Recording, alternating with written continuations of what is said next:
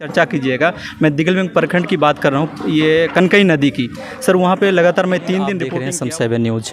इस वक्त मैं मौजूद हूँ पूर्णिया इंदिरा गांधी स्टेडियम में। कल यहाँ पे केंद्रीय गृह मंत्री अमित शाह जी का दौरा है। यहाँ पे बीजेपी के कुछ वरिष्ठ नेता यहाँ पे आ चुके हैं। चलिए मैं उनसे डायरेक्ट रूबरू रहता हूँ और बातचीत करता हूँ कि जब जनसभा यहाँ पे पूर्णिया में कर रहे हैं तो किशनगंज में क्यों नहीं कर रहे हैं सर? देखिए, जनसभा पूर्णिया में इसलिए हो रहा है कि ये 9 जिला का रैली है, जिसमें भागलपुर, बांका, सहरसा, सुपौल, मधेपुरा, पूर्णिया, अररिया, किशनगंज, कटिहार। तो 9 जिला के लिए ये बीच का सेंटर पूर्णिया है। नहीं तो भागलपुर, बांका को किशनगंज आना बहुत मुश्किल है। तो इसीलिए जनता जो आएगी रैली में उसका सुविधा भी देखा जाता है। और पूर्णिया कहीं न कहीं हमारा एक तरह से सेंट्रल इलाका है, इसीलिए पूर्णिया में है। और सर एक सवाल है कि सर जनता पूछ रहे थे मुझसे जब मैं ग्राउंड रिपोर्टिंग करने गए थे, तो ये बात जनता के मन में कहीं ना कहीं खटक रही है कि सिर्फ इलेक्शन के मुद्दे पे चर्चा करेंगे या फिर हम लोग जो बाढ़ पीड़ित सीमांचल में माना जाता है कि बाढ़ पीड़ित लोग बहुत ही ज़्यादा बर्बाद व तबाह हो जाते हैं, और कई जगह सर ब्रिज का मुद्दा पड़ा हुआ है, क्या उन पर चर्चा होगी?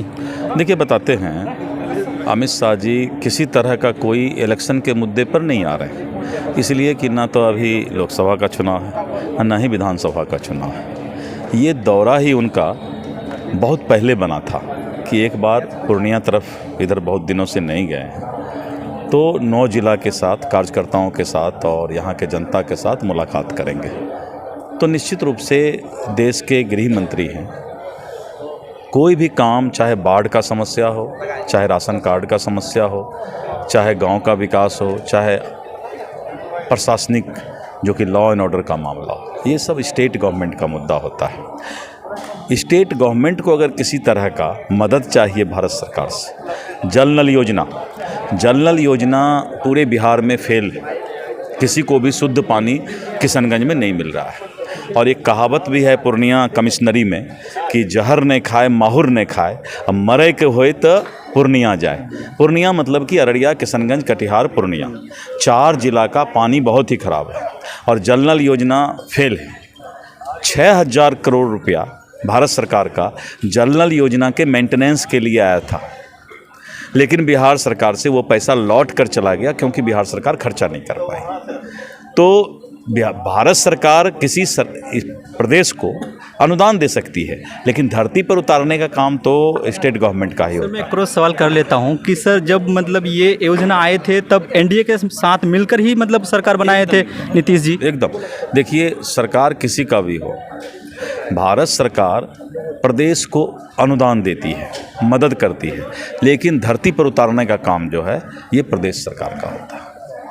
सर और एक मुद्दा पड़ा हुआ किशनगंज का है कि एएमयू का फंड जो रुका हुआ है और वहाँ के स्टूडेंट काफ़ी इस चीज़ को लेकर मतलब मुद्दे बना रहे हैं और सोच कहीं ना कहीं रखे हैं आपको लेकर कि सर है हमारे मतलब, तो इस मुद्दे पर ज़रूर चर्चा करेंगे। देखिए, एएमयू का मुद्दा जो है किसी सरकार के स्तर पर रुका हुआ नहीं है। ये मामला न्यायालय में लंबित है, एनजीटी में, नेशनल ग्रीन ट्रिब्यूनल में। और नेशनल ग्रीन ट्रिब्यूनल का सिर्फ इतना ही कहना है कि आप जो महानंदा नदी है वहाँ से अगर आप इतना जगह छोड़ देते हैं, करीब 150 फीट छोड़ देते हैं या 200 फीट छोड़ देते हैं, तो आप कोई भी संस्था का निर्माण कर सकते हैं। 200 फीट छोड़ने में कोई बात नहीं है।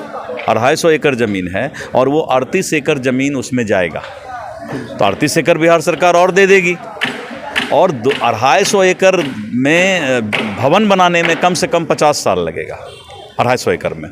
तो हम एक कोर्ट में लिख कर दे दें, ये एएमयू को लिख के देना है, लेकिन एएमयू के वाइस चांसलर, एएमयू के प्रशासन आज तक एनजीटी के सामने गए ही नहीं, कोई जवाब ही नहीं दिए।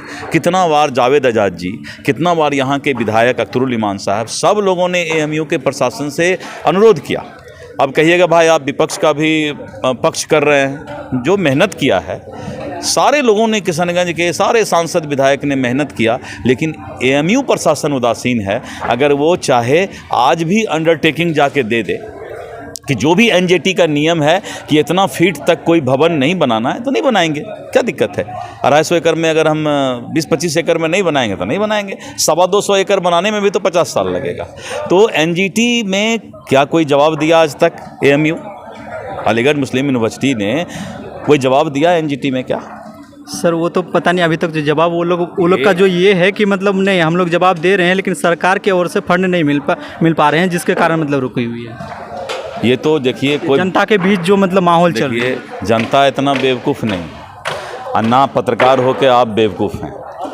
आपको जब मालूम है कि मामला न्यायालय में है और न्यायालय में एएमयू को सिर्फ ये लिख करके देना है कि हम इतना फीट कंस्ट्रक्शन नहीं करेंगे, और तब एनजीटी जब न्यायालय से वो मामला क्लियर करेगा तभी तो सरकार फंड देगी, तभी तो निर्माण शुरू होगा।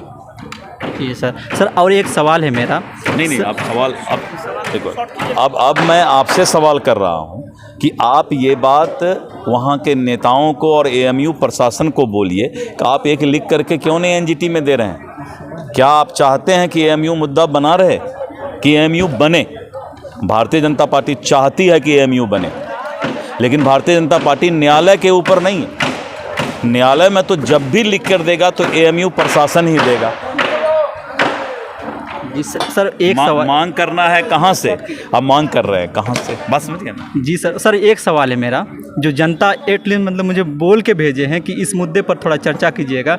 मैं दिगलबैंक प्रखंड की बात कर रहा हूँ, ये कनकई नदी की। सर वहाँ पे लगातार मैं 3 दिन रिपोर्टिंग किया, वहाँ पे आप समझ नहीं पा रहे हैं। इस तरह का कोई भी मुद्दा ये प्रदेश सरकार का होता है सर, लेकिन वो ये कह रहे थे कि यहाँ पे कोई नेता पहुँचते ही नहीं है, जबकि वहाँ आबादी।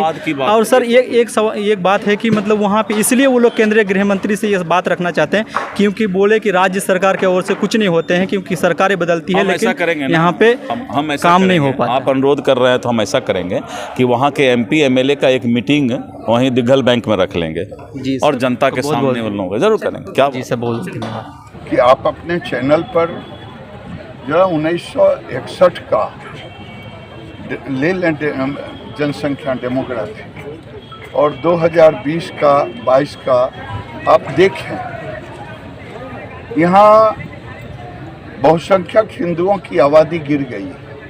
आखिर क्यों गिरी? मैं आज भी कह रहा हूँ कि इन घुसपैठियों की पहचान करके इन्हें निकालने की। ये थे बीजेपी के वरिष्ठ नेता केंद्रीय मंत्री गिरिराज सिंह।